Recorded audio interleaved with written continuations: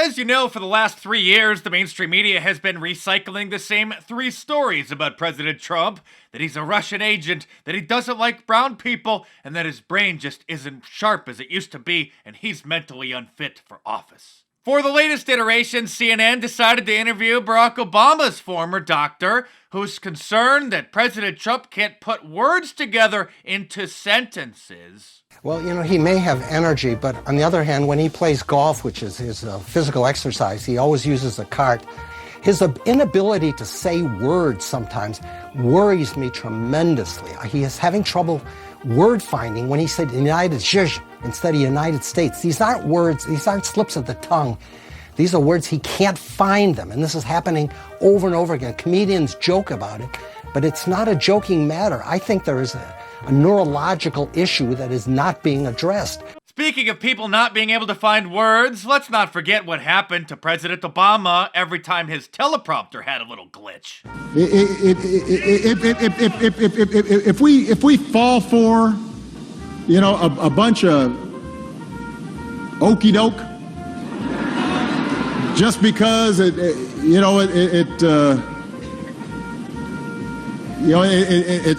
sounds funny or the tweets are provocative. Yes, that's the world-renowned orator President Obama when his teleprompter crashes and he doesn't have a script in front of him to read. And when giving interviews and having to speak off the top of his head without a script, every other word was or ah. When he was the host of The Late Show, David Letterman had an entire segment called the Barack Obama count, where he would, count the number of uhs during his interviews. All those things override a guilt by association. Some of these issues to talk more fully about. It goes on and on and on, and in this one interview, the number of uhs totaled 30. Trump derangement syndrome has gotten so bad that this GQ magazine writer thought it was a Russian disinformation campaign when news broke that Hunter Biden had to take a paternity test, and it turns out that he's the father of a baby in Arkansas that was conceived while he was dating his brother's widow. When the local Arkansas Democrat Gazette broke the story, she noticed something suspicious, which she thought was a Russian quotation mark, which in reality was just a couple of arrows pointing to the link, encouraging people to click it for the story. I'm sure you know you should never use Wikipedia as a source of information, and there's a whole chapter in my new book, The Liberal Media Industrial Complex, on why, but you can use Wikipedia as a source of entertainment. They do, surprisingly, and I'm not kidding, have an entry on Trump derangement syndrome, which they note is a derogatory term for criticism or negative reactions to the United States President Donald Trump that are alleged to be irrational and have little regard towards Trump's actual positions or actions taken. It goes on to detail the origin of the term, which apparently comes from the late Charles Krauthammer, and then goes on to explain some of its usage and give some examples.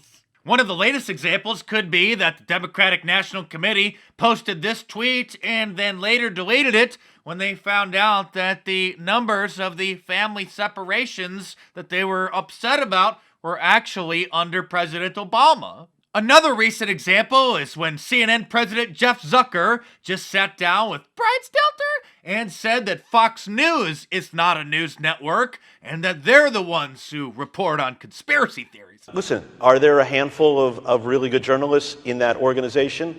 Sure. Is there one or two really good anchors at that organization? Sure. But that doesn't make it a news organization, and it doesn't make it a journalistic enterprise.